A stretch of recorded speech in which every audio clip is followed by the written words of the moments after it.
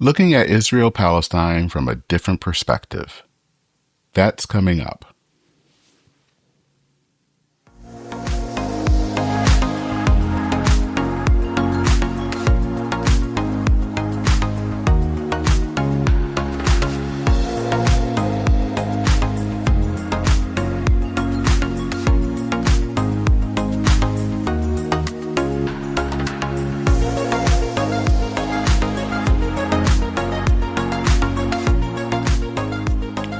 Hello and welcome to Church and Main, a podcast for people interested in the intersection of faith, politics, and culture. I'm Dennis Sanders, your host. As I'm recording this, this is the week of October 13th. A ceasefire between Israel and Hamas, which was brokered by President Donald Trump, came into effect. That means that the final 20 living hostages came home. And hopefully, Hamas will return the remaining bodies of the hostages. Some of those have been returned. Those are slowly returning. Gazans are returning to what remains of their homes and are trying the best way they can to rebuild their lives. Is this a lasting peace? Probably not. What this is that this round of fighting is over for now. Now, the debate over Israel and Palestine has for many years played basically along partisan lines. And what that means is that conservatives have been supportive of Israel and progressives have been critical. And now there has been some change in recent years with conservatives becoming a little bit much more critical. For the most part, at least at this point, this has been where the argument has fallen. But what if we thought about things from the other side's viewpoint? How would things change? My guest today wrote an article on his Substack that kind of took that approach. In September, Andrew Berg wrote an article entitled Counterintuitive Arguments for and Against U.S. Support for Israel. And he took basically the best kind of conservative and progressive arguments and used them in ways that might cause both sides to really think about their views. Now, the way that he wrote this may not cause people to change their minds, but it actually might get people to think a little bit about why they believe what they believe. And I think more importantly, it might actually get them to understand why the other side believes what they believe. A little bit about Andrew. Andrew Berg is a staff member, along with his wife Elizabeth, for InterVarsity at Dickinson College in Carlisle, Pennsylvania. They are both heavily involved in their church, New Life Community, which is a community hub for people facing addiction, homelessness, and poverty. Andrew has traveled to 3 continents to help lead staff and students to further their spiritual and leadership development. Join me in this conversation on which I think is a very timely topic as we kind of discuss support about Israel with Andrew Berg.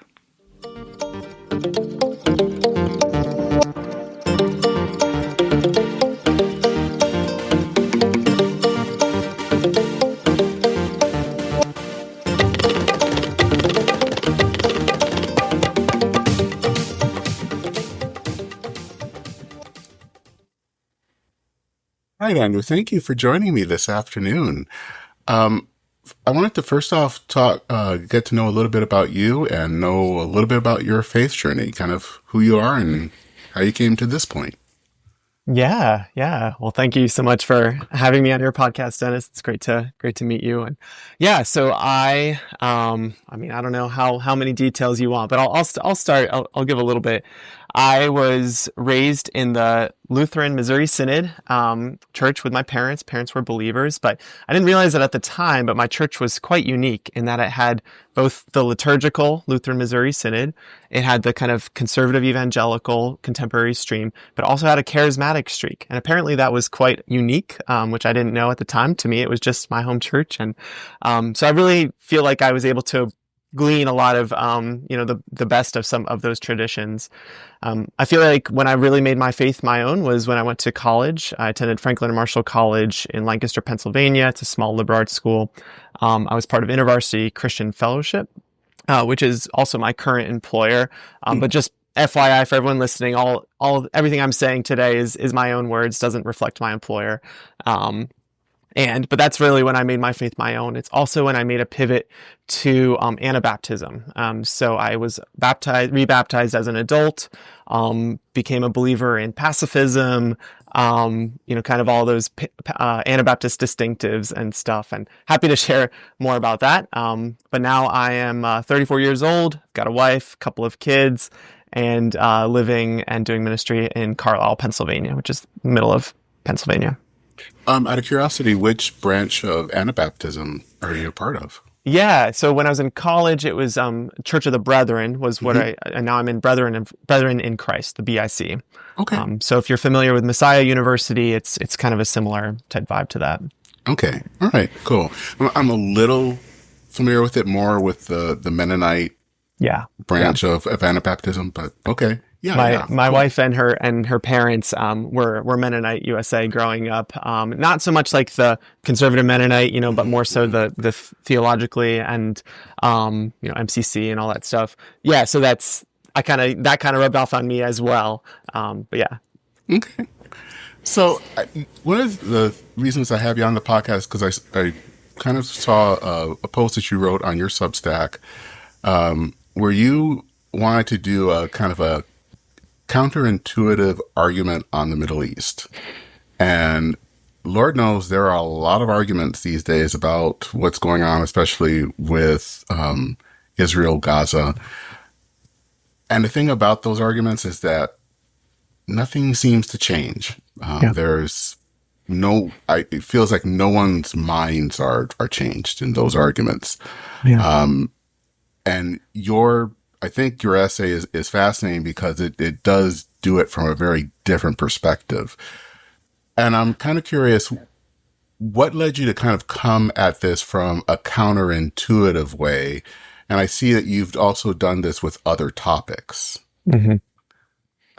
Yeah. So I want to, first off, like being counterintuitive just for the sake of being counterintuitive isn't necessarily the best thing, right? Like devil's advocate is sometimes helpful, right? Sometimes it can help people sharpen their arguments and stuff. But, there's a lot of people that just do that for fun and it's actually not beneficial to anyone. So for me, I did debate. I was on the debate team for all 4 years of high school and all 4 years of college. So I'm doing some policy debate as well as some parliamentary debate and, learning to really argue well. I enjoyed it. Learning to be able to argue both sides of an issue or multiple sides of any number of complex issues. But to me, what I find appealing about counterintuitive arguments, or another way, maybe countercultural or unexpected angles on arguments, is the opportunity to go beyond just the normal. It's like, all right, here's the left, right. The right always says this, the left always says this, and they never persuade the other side. But to take the other side's arguments and be like, well, actually, according to your logic, this is the way it should be, and meeting people where they're at. I mean, to me, that's a lot of what I value about evangelism, for that matter, too. Of like, hey, I see you have this value, or I see you have this. Have you considered this angle on it as well? To me, that feels it's hospitable to the other person. Perhaps it actually offers some chance of kind of breaking through the noise. And I actually think that a lot of what Jesus says and does is counterintuitive as well. Love your enemies being probably the best example. I think it's the most disobeyed command in all of Scripture, or at least in the New Testament. And, but that's when Martin Luther King and the Civil Rights Marchers, it's like, hey, when you get beat, do not resist. Like, that's really counterintuitive. It's really countercultural. There were a lot of people who thought he was wrong about that, but it actually worked. It paid off in the long run. And so that's that's kind of like, I feel like there's something there. Just because it's counterintuitive doesn't mean it's right, but it just feels more interesting to me to think about arguments in that way. Do you think that it also opens someone up to seeing things from another person's perspective, in a way that, that person may have not seen it?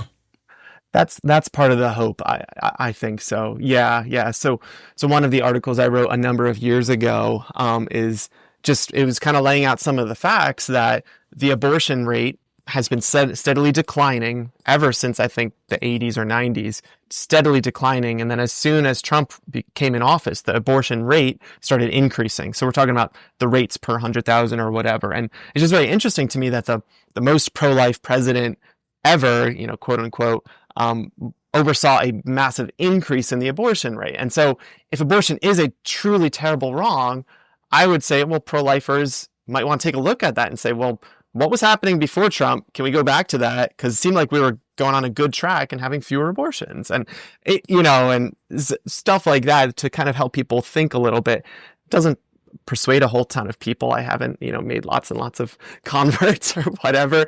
But again, at the end of the day, I it's not always about that. Sometimes it's just about having a more worthwhile conversation than just talking points.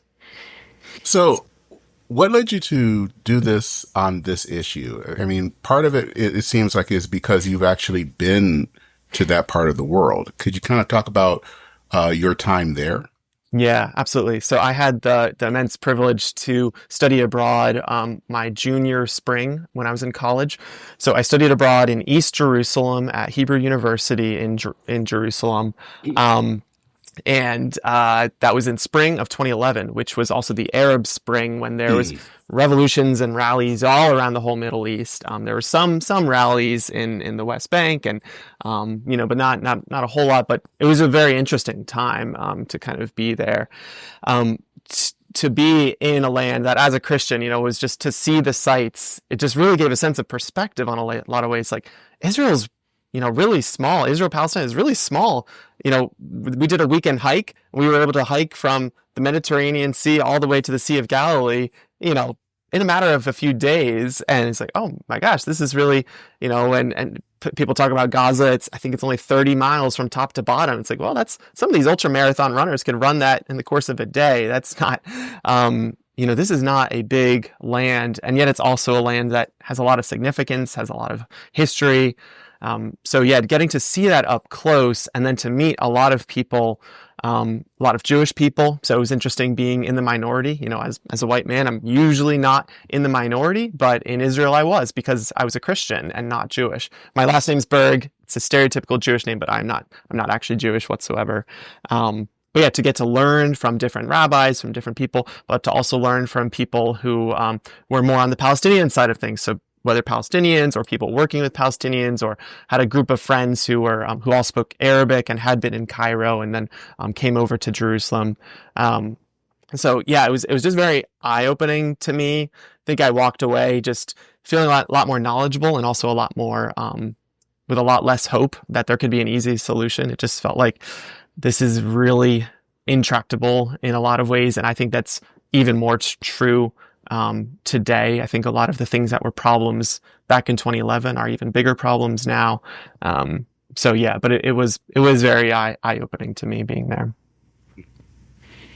So from that experience, and then in this paper, or I'm sorry, from this essay, you basically have these two arguments, and you basically take it from, I guess, the best progressive viewpoint and the best conservative viewpoint. And so I guess it's probably the best way to look at this is from the first counterintuitive argument. So it's kind of the best conservative argument for the U.S. to end support to Israel here is moral harm. So what's that, and how would you explain that? Yeah. And again, this is my personal, opinion of, thinking that I was like, if I had to try to convince someone who's conservative, like what's the best argument for them to rethink their support for Israel? It's something along the lines of, it's not right to be providing someone the tools and materials to harm someone else. And so I think conservatives, we see this a lot in that they're wanting to put work requirements for people who are getting Medicaid or getting food stamps or stuff. It's like, well, maybe they're abusing it, kind of not wanting to have needle exchange programs for people addicted to drugs. It's like, well, because then it's just going to enable their addiction stuff. And so the concept of moral harm is kind of like, we don't want to be complicit in this thing that someone else is doing that's not right. And so we look at what Israel is doing now, and it's like, conservatives, are you really happy with everything Israel is doing right now with the weapons that they're buying from us and the weapons we're sending? It's like, if even some of it's not right, we should talk about that. We should withhold that or put checks on it. I mentioned in my piece that Donald Trump did something very similar with Ukraine. I want to say back in March of this year, President Trump said, hey, Ukraine, I'm not happy with this, so we're going to put a pause on some of our arms shipments. Now, that only lasted for a couple of weeks. They hashed things out. I think I had Zelensky put on a suit and tie and, was a little more impressive maybe in his next visit. I know the first time he was a little more casual and he worked it out. But it feels to me that conservatives could be a little bit more, have some conditions on support for Israel. That's kind of so I thought that was the strongest argument. There are, of course, conservatives who have other arguments for ending support for Israel. There are some very anti-Semitic and far-right conservatives. I don't think those are good arguments, so I didn't really address those. But there are, of course, conservatives who have that perspective. But that's not a good reason, in my opinion. And, when it comes to things like moral harm, it's, basically you don't want to do something that's going to enable or hurt people or hurt themselves and things to that. How would you help someone who might be someone that's very much set in their ways in that argument to see how that could hurt or be hurtful? Yeah, I mean, I think it's different at an individual basis or one-on-one basis versus at a nation-state basis. The church I attend here has a lot of folks that are experiencing homelessness, and kind of our church does a really great job of kind of walking alongside them, of helping them find transitional housing, shelter housing, and kind of, but, if someone walked up and says, hey, I need a place to stay, it might not be the best thing to just hand them $1,000 or something, right off the bat, just because it's probably not most helpful over the long term. Now, when we're talking at the level of a nation state, right? So the American government, vis-a-vis the Israeli government, it becomes a little bit more complex, right? Because there's different constituencies, and I think really at the end of the day, a lot of what's driving Israel's behavior right now is one man. It's Benjamin Netanyahu, who's beholden to his constituents on the far right, that if he loses their support, he's out of power and he's in trouble then.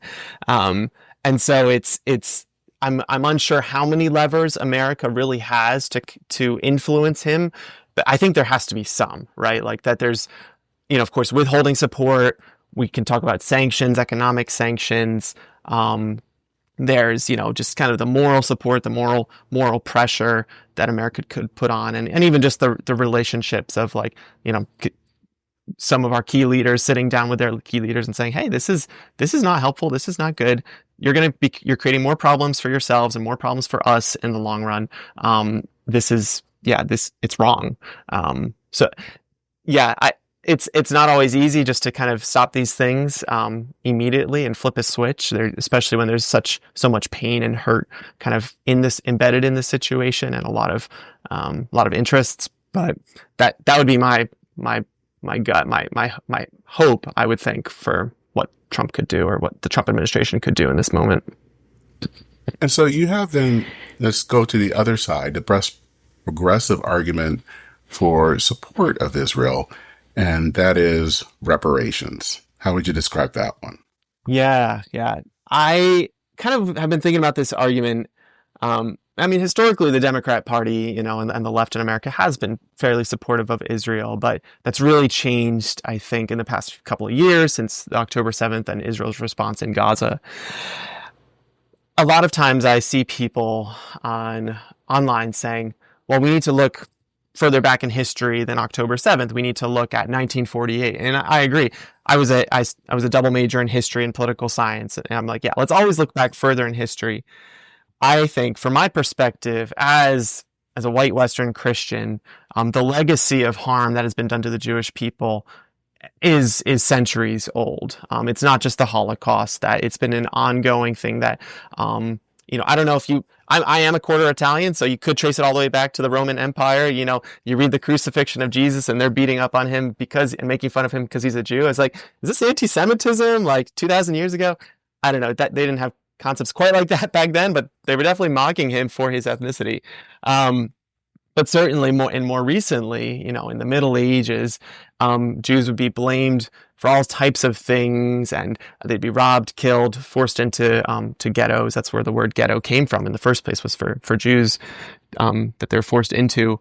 Again, this is all Western Christian European nations, and then leading up to the Holocaust, there was boats and boats of Jewish refugees trying to come to America, to Britain and America. And most of these countries said, no, go back to Europe. There's some very well-known pictures. I'm forgetting the name of the one boat. St. Louis. Thank you. That's St. Louis. Yeah. They had to turn around, went back to Europe. And I believe most of those Jews ended up in concentration camps. And so to me, there's reparations in the progressive lens, right? And I use the word progressive, not liberal, because I do think I was focusing more on the progressive side of it. And it might be slightly different. Anyway, that's a whole other discussion about the distinction there. But that reparations are harm has been done by us or by our ancestors to you or to your ancestors. So there needs to be some sort of recompense, whether payment, whether it's respect, whether it's some sort of discretion and kind of and some extra level of just favoritism, I suppose, shown. Maybe favoritism, not quite the right word, but it's something that feels owed to that group. And so to me, that's the strongest argument in general for a progressive to say, yeah, I think there is some support that is owed to the state of Israel. Now, I don't think that would mean that a progressive has to approve of what Israel is doing in Gaza, or, I don't think just saying reparations means, carte blanche, everything goes. But it's more just because there are some progressives who believe the state of Israel shouldn't exist at all. That is, the ideal would just be kind of wiping it off the face of the map. And I don't think that's right for a lot of reasons. But I also don't think that that's a good move historically, given just the historic harm, again, that Western Christians have perpetrated upon Israel. Upon Jews in the past. And obviously, using the word of reparations, you're likening that to African Americans, which is, even though, we are, the history of slavery and all of that is in the past doesn't end. It's not something that, there's a joke that I always think about from the show Family Guy, that there's a gag of, that they always do those gags where they show an African American being freed and a white guy saying, "Well, now you're free," and it's like, "So we're cool, right?" And it's like, yeah. It's like, no, but it was trying to convey that. It was like, that doesn't end. And I think it's the same thing here. It's, that kind of history doesn't end. And even with this very complicated situation, you still have to remember that. And I think that in that argument was something that really stuck with me there. Yeah, I'm glad. And and there's been times in American history where we have done reparations a little bit better than others. I think the internment of Japanese Americans during World War II, I believe within 40 years, there were some substantial payments that were made, apologies made. There's been some work done with some Native American tribes and stuff. And I mentioned, there's I wouldn't say it's nearly equal to the harms that were done. As far as I know, not really any systemic reparations done for African Americans or descendants of slavery, beyond a few narrow jurisdictions or cities, as far as I'm aware. And again, I don't, for the case of, Jewish oppression, it's like, okay, yeah, there's been 2,000 years of oppression, but how do you trace that? Who's to blame? Whose ancestors? America didn't exist 400 years ago when Jews were being persecuted in the Middle Ages Europe. Like, I don't think you can draw like a 1-to-1 exactly here's what would this look like, but just a sense of, hey, there's some sort of ownership here and we just have to be a little cautious. And I would say this is especially true for Christians, because Christians have been the premier oppressors of Jews, the Romans, but then the Christians after that. And so especially a lot of the discourse after October 7th, I think there was, conservative Christians were like, go Israel, do whatever you want. And I'm like, that's not quite right. But then there's some left-wing Christians that are like, I think verged on a lot of stuff that would be close to historical anti-Semitism, kind of blaming this other group that doesn't really fit in our categories. There's this concept that is, it's called supersessionism. Supersessionism, where you're probably a little more familiar with it, but just like, Christians have replaced Jews, and so we don't need to. They're kind of like this group that doesn't matter anymore, and honestly, they're kind of an annoyance. I think like there's so much for Christians to learn from our Jewish brothers and sisters, cousins, maybe. Sorry, brothers and sisters is a strong word, but cousins, in that's where, we get the Hebrew scriptures. Jesus was a Jew, and so many of our problems in America, maybe if we had a bit more Jewish insights into it, could be helpful. The concept of Sabbath, for example, or Jubilee. It's like, if we actually had some more input from, especially, especially Jewish Christians, Messianic Christians. I think a lot of times we have a purely European kind of Gentile view of Scripture, which isn't always wrong, but I think it's incomplete when we're not having this perspective too. Similarly, we're missing out if we're not hearing the perspective of Palestinian Christians, of Arab Christians, right? They're some of the oldest Christians in the land. I had a book here. I was doing this for a different essay I'm working on, but you've probably seen it, Jesus Through Middle Eastern Eyes by Kenneth Bailey. Yeah. Yeah, and it's great. He had this scholar and pastor, I believe, professor, lived in, I think, Syria for a while, and just Scripture came alive because there's different insights into the culture there that he was able to grasp, having lived there and talked to the people there about his own, about our own faith.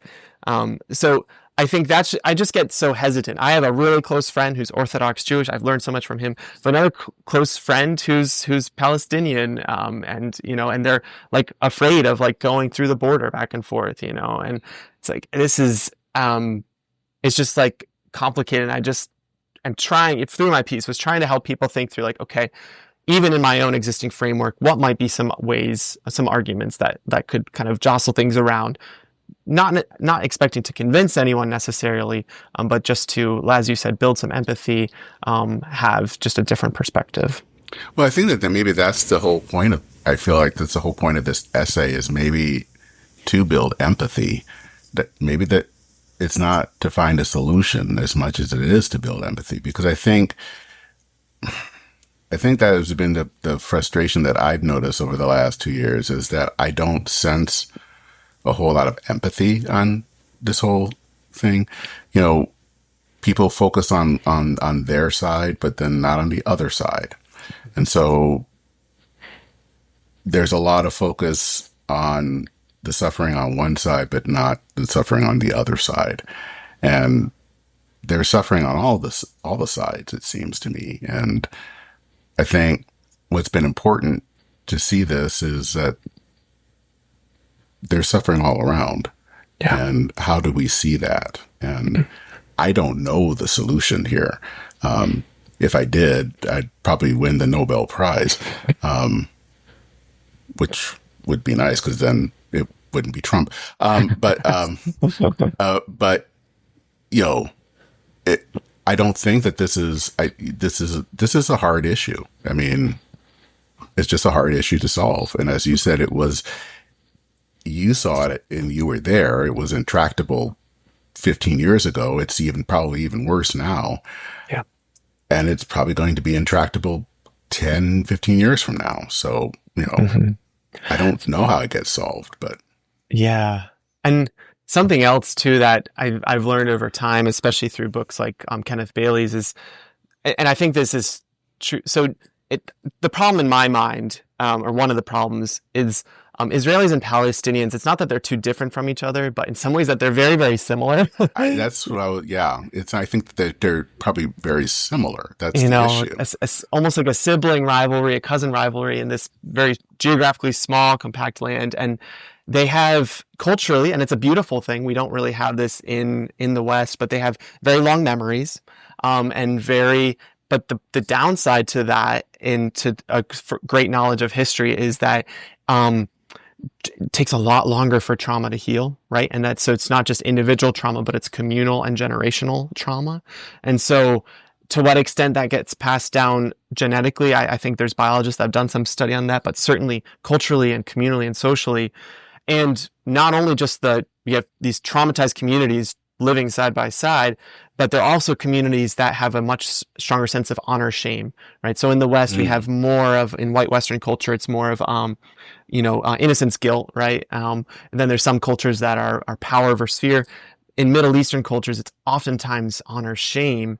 And so I think what Palestinians experience a lot is shame and powerlessness. And they're like, they're forced to go through these checkpoints. It's like going through the TSA every day on your way to work. It's like, that's kind of humiliating, and without pre-check. And then October 7th, I think, felt like kind of the ultimate shame, or maybe not the ultimate, but a big shame for the Israelis. It's like, wow, these terrorists, penetrated our borders and did all these terrible things to our people. And we still don't have an incredibly powerful nation that was just brought down by. Absolutely. Yeah.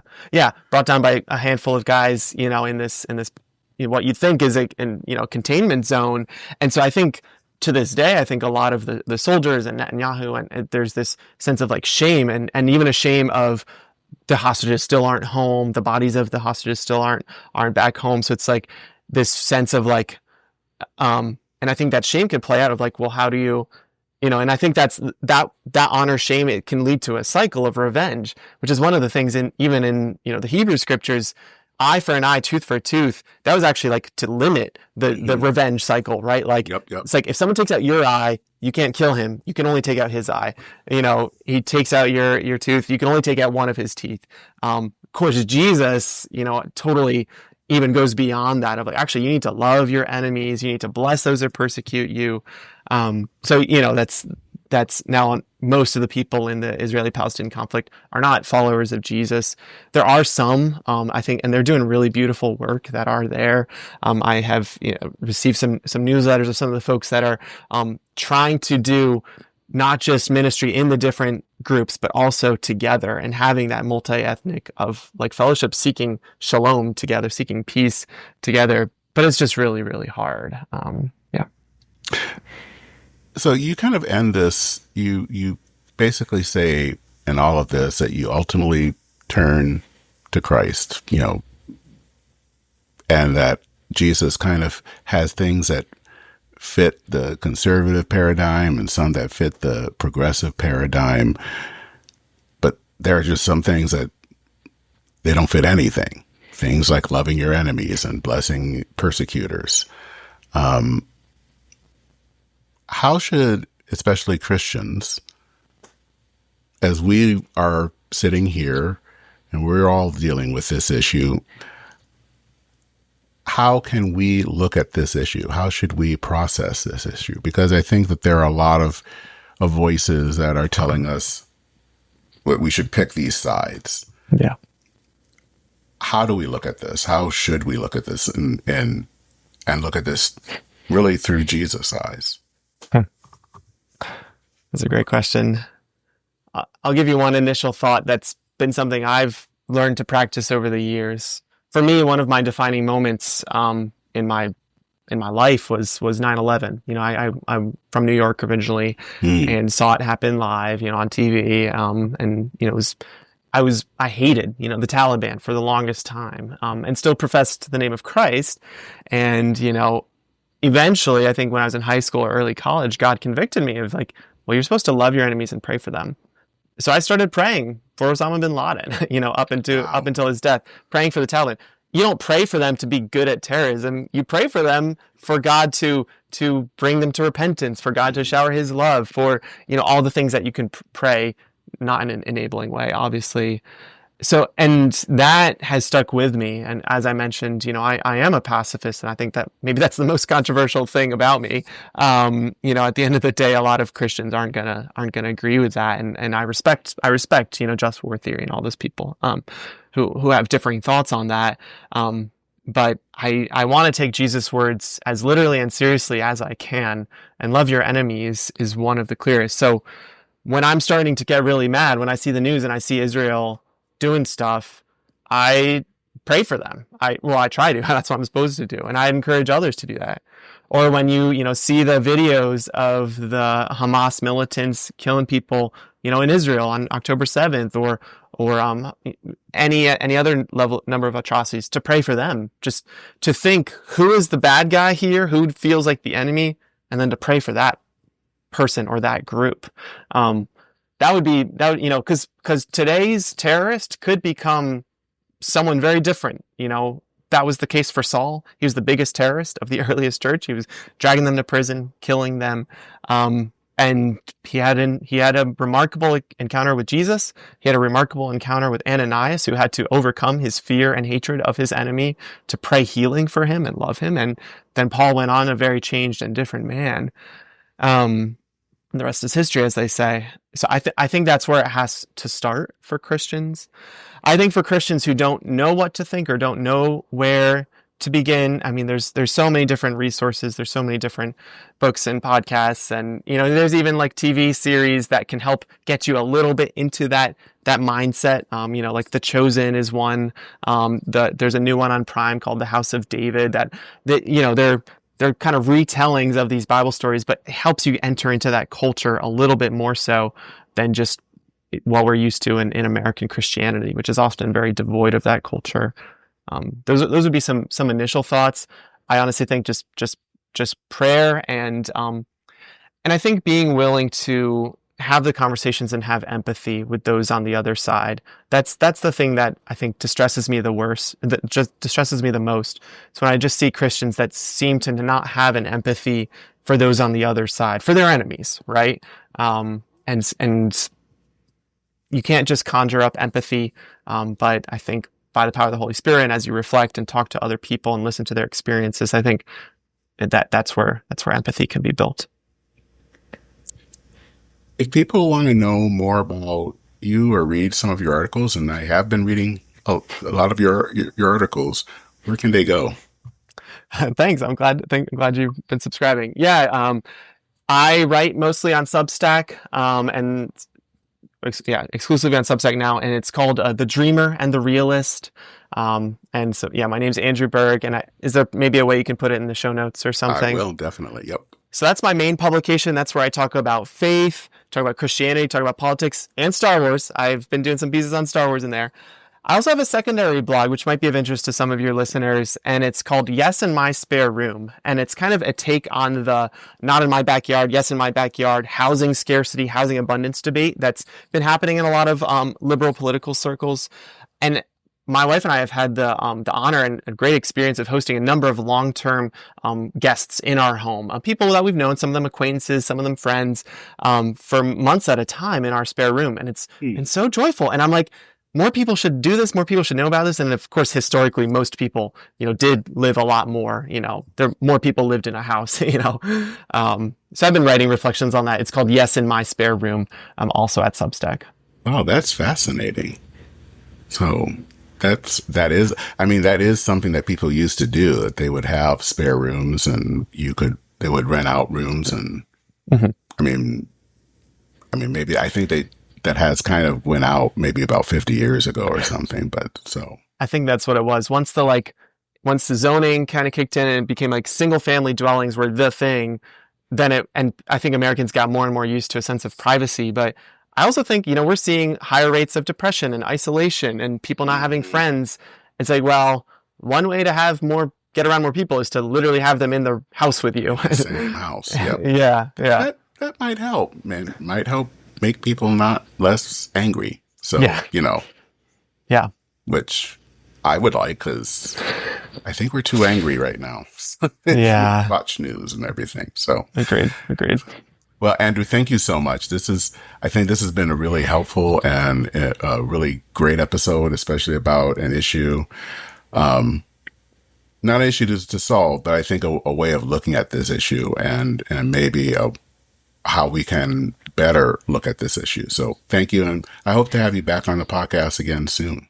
Thank you, Dennis. I'd love that. All right. Take care. Take care.